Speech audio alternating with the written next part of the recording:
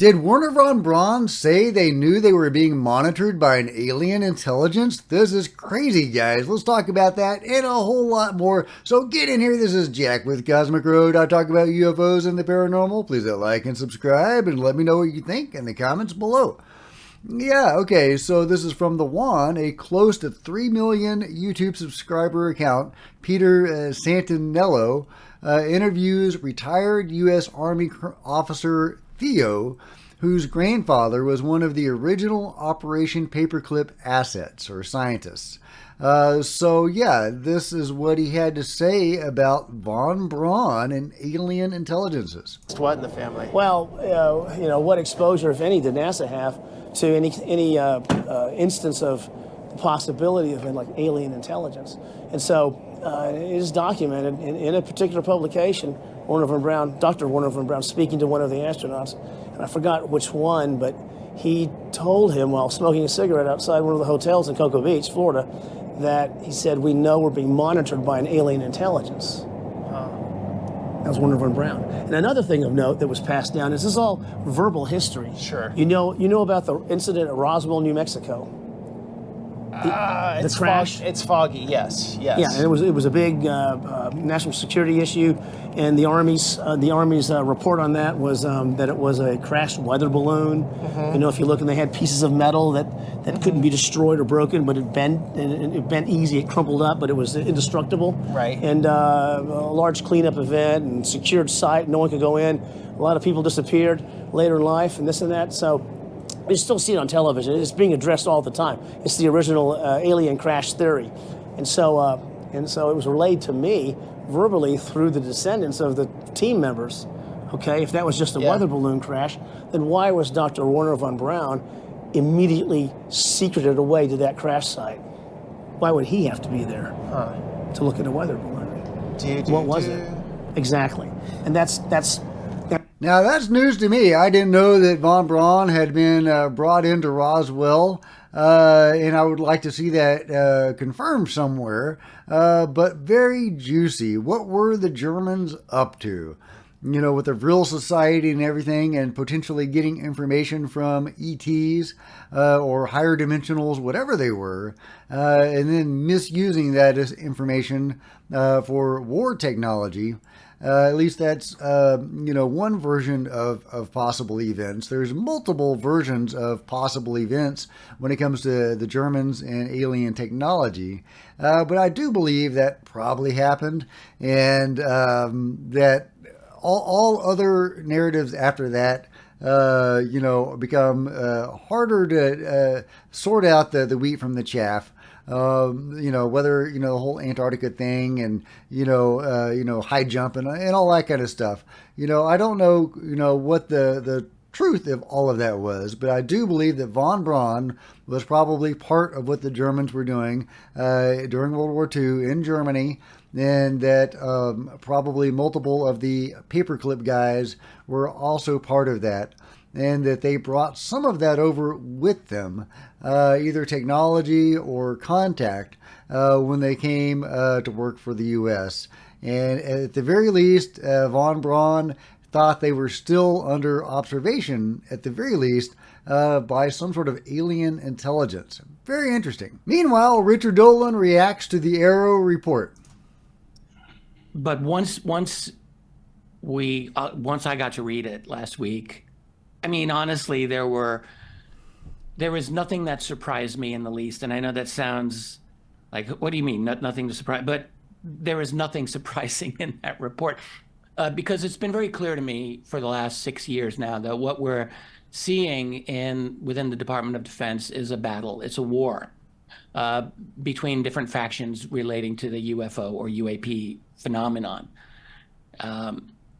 There have been individuals who have said from the beginning the entire disclosure narrative is a psyop. I have strongly disagreed with that. I continue to disagree with that.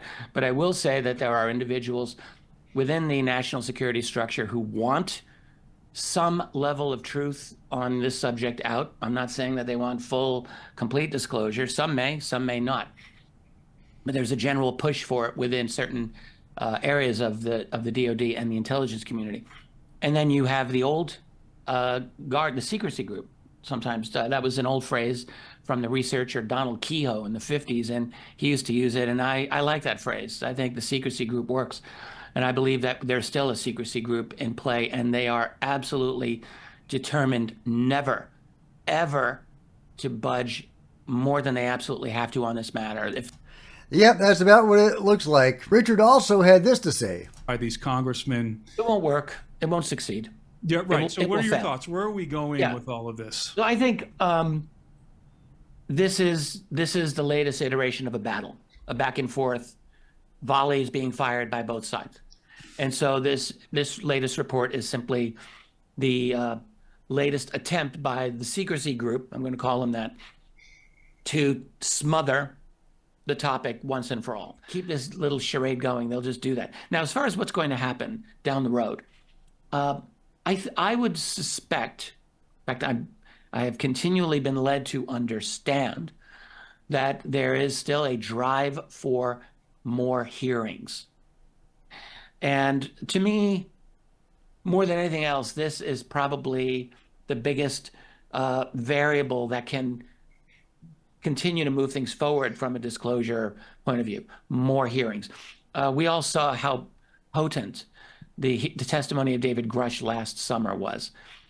He came out of nowhere and had explosive testimony that got him in front of Congress, where he made a huge impact. It is the understanding of many of us, including yourself, who've been looking into this, that there are more David Grushes out there. Mm-hmm. They are waiting to speak. The problem is arranging for their security classifications to be compatible with the congressional committees that are holding the hearings. At least that's one thing that I've come to understand.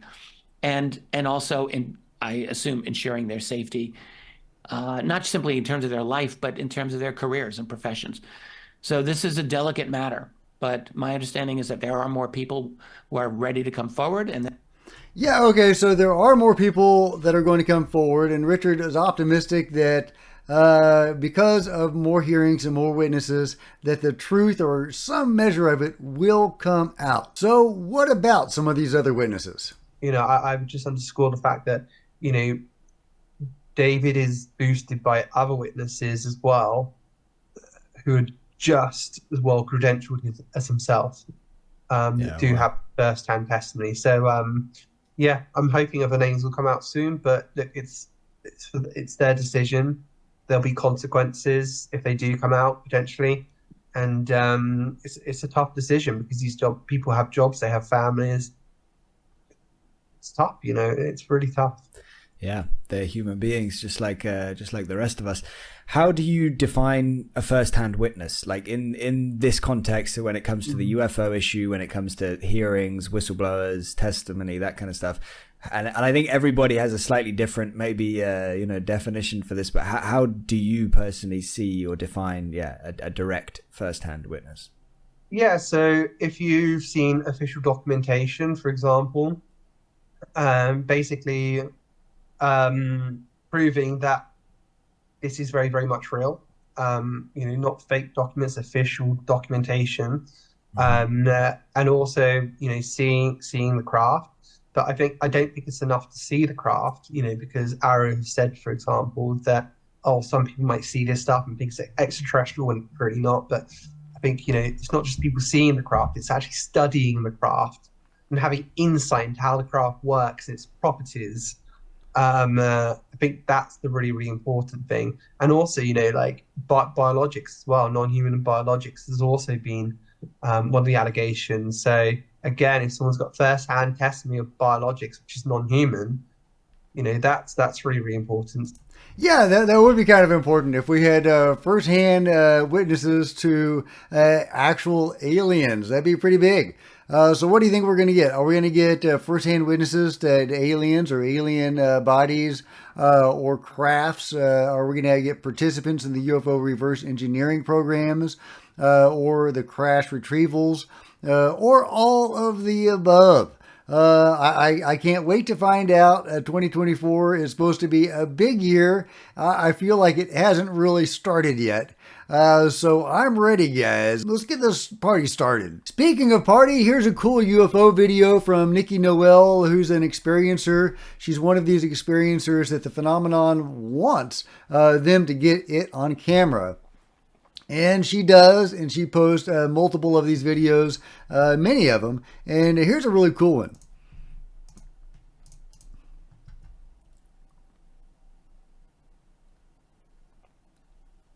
Look at that. What is that thing? Is that a nuts and bolts craft? She seems to think that it's more of an entity or more of a consciousness kind of thing. Yeah, look at that. Just kind of, yeah. Just kind of pulses and changes orientation, and really interesting. Very colorful. I don't know if it looked like that in real life or that's just the camera. But she says, again, completely blown, mind blown by the colors and details of these forms of consciousness. That's something I remember from childhood experiences. Everything feeling alive. I now realize our world is just that. It's all spirit. It's all one. It's all consciousness. Echoing, of course, what many near-death experiencers say.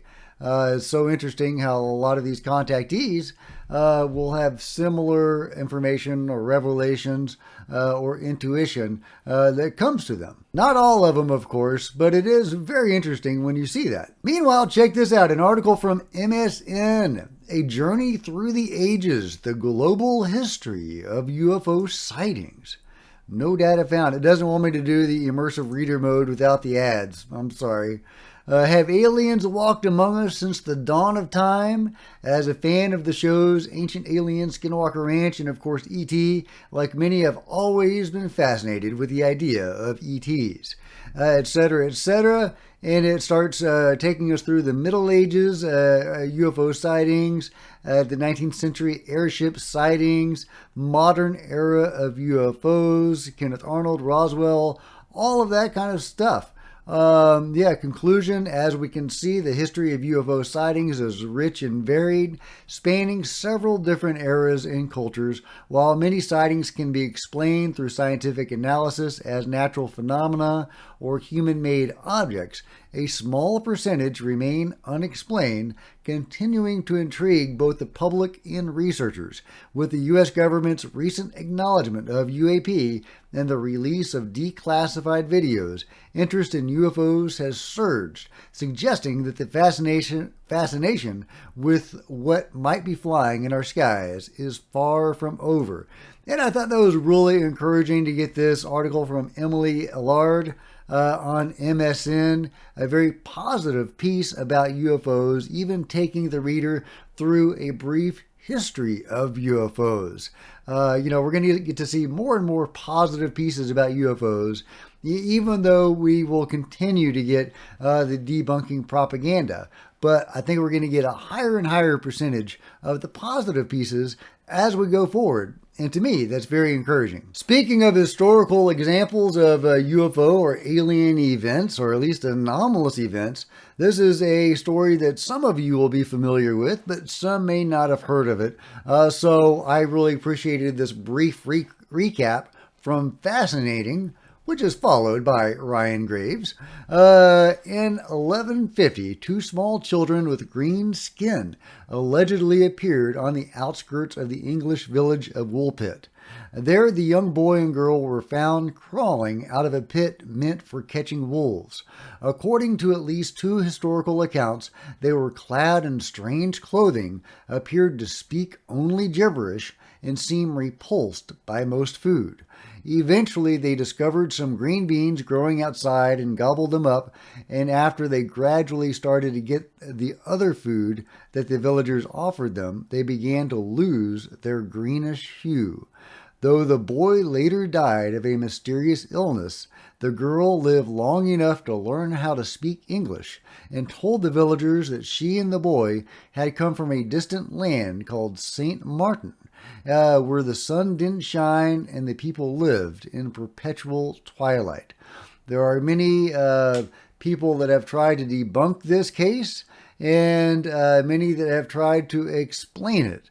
Nobody has, to my satisfaction, come up with a really good answer for this crazy puzzle of these two green children in England. Meanwhile, UFOs don't just visit nuclear installations in the US and Russia, they also go to India.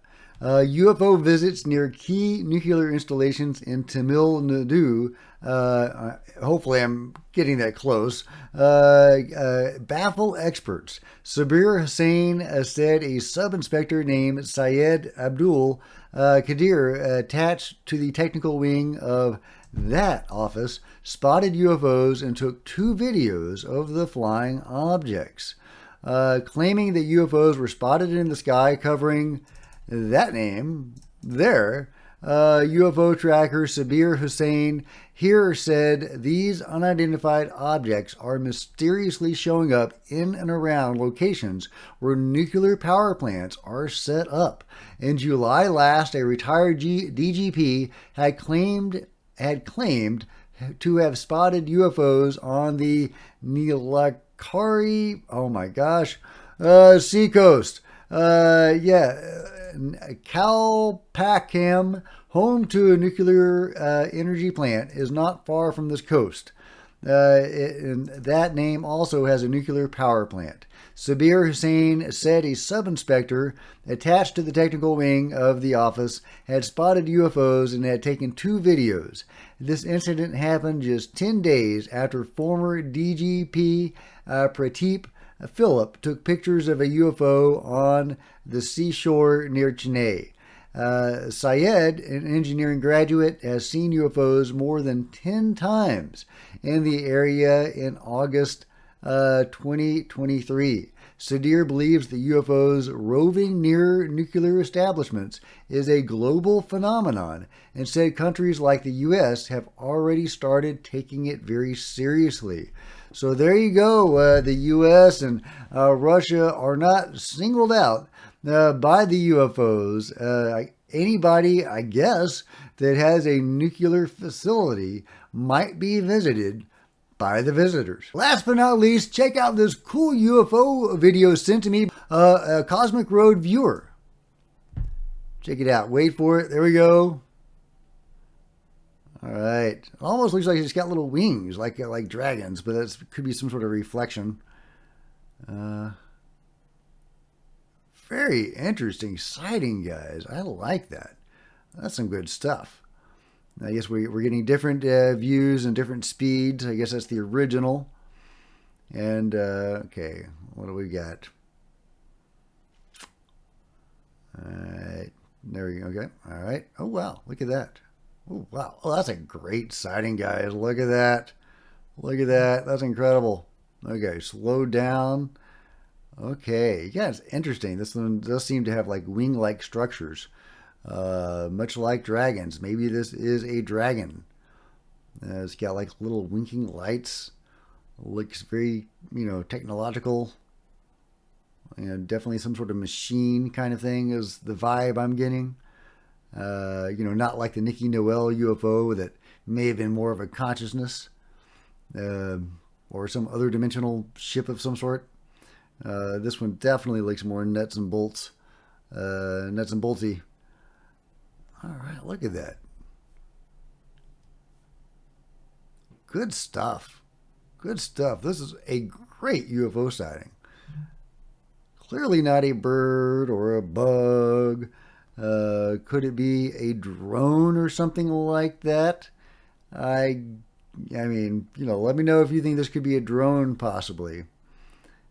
I would love like an enhancement where you can like really see a close up of that object. But okay, let's go over. All right, let's see if it's doing anything that a drone couldn't do.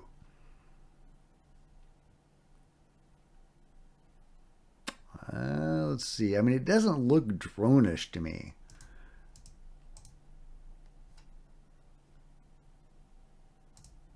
Okay. Okay, look at that.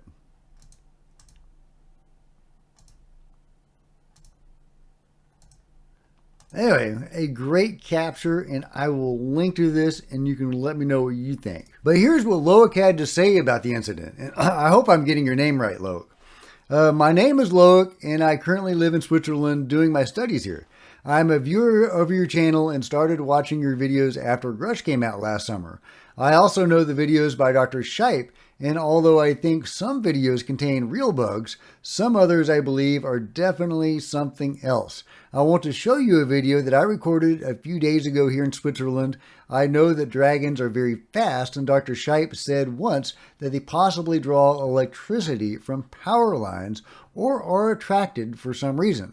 A few days ago, I went for a hike and came by some very high voltage lines. You could clearly hear the electricity crackling in the air.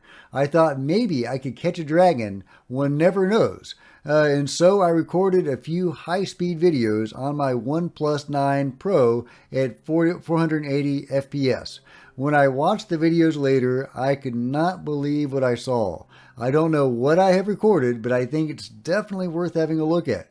The video was recorded at true 480 FPS and saved by the phone as a 30 FPS video. This means that it will be played back 16 times slower. I will provide you with the original video file in an edited version. The edit contains a real speed version as well, where I have sped up the video by 1600 times. 1600%, so that it shows the true speed of these things. I also cropped the video so that it is easier to see them. In the original video, you can find the first object at 9 minutes and 3 seconds entering the frame, and the second one, although it's possible that it is the same one, at 9 minutes and 32 seconds. I later found a third object as well, passing through the field of view at 13 minutes, 11 seconds in the center of the frame. And here's the full 16-minute video, and I will link to this and you can check it out at your leisure, but I think it's a great capture of definitely a strange object by Loic. Now, I don't know what that thing is. If you do, let me know in the comments below. But thank you so much, Loic, for sharing that with us. I really appreciate it. And let me know, everybody, what you think about this and everything else covered today in the comments below. And if you've enjoyed this video, please give me a big thumbs up. I sure appreciate it. Smash the like button and the subscribe button and the bell to be notified of future videos. You don't want to miss a thing. Join me on social media. There's Facebook and Twitter links below. Love to see you guys there. If you wanted to support Cosmic Road in an even bigger way, consider grabbing a coffee mug or a t-shirt in the merch store below, or by becoming a channel member. Channel members are rock stars, and I really appreciate you guys' support. Thank you. Meanwhile, there are plenty of other videos on the channel, and I'll see you guys next time. This is Jack with the Cosmic Road, signing out.